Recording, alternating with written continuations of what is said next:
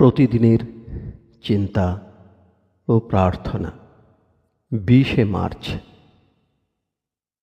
দিনের প্রধান চিন্তা।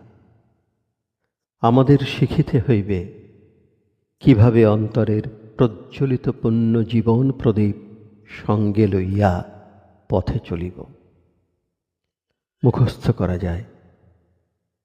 যে অগ্নি শিখা জ্বলিছে হৃদয়ে মোর, জ্বালাইলে তুমি নিজ হস্তে। তোমারই সেবক প্রভু রহিল প্রহরী। তুমি শুধু দিতে পারো শকতি তাহারে, হয় যেন সে নেত্রাজয়ী। তার দুই চক্ষু যেন রহে গো সজাগ ঘোর অন্ধকার রাত্রের প্রহরে। করে যাহা বার বার আমাদের অন্তর্দৃষ্টি নাশ। উপদেশ। যখন আমরা নীরব, তখনই আমরা এ বিশ্বের মহান সত্তার আবির্ভাব অনুভব করিতে পারি।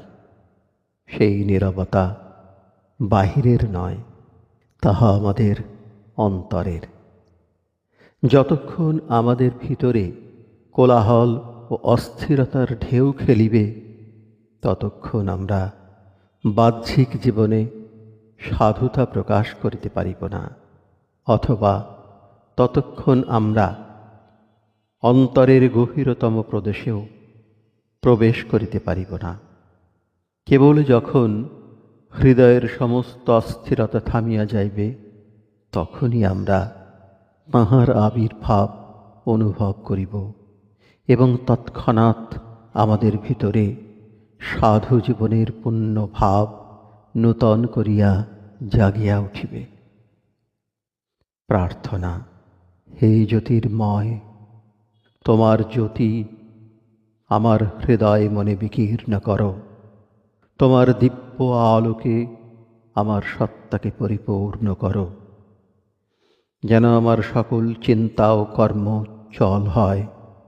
সেই আলো যেন অপরের জীবনেও আনন্দ আনয়ন করে।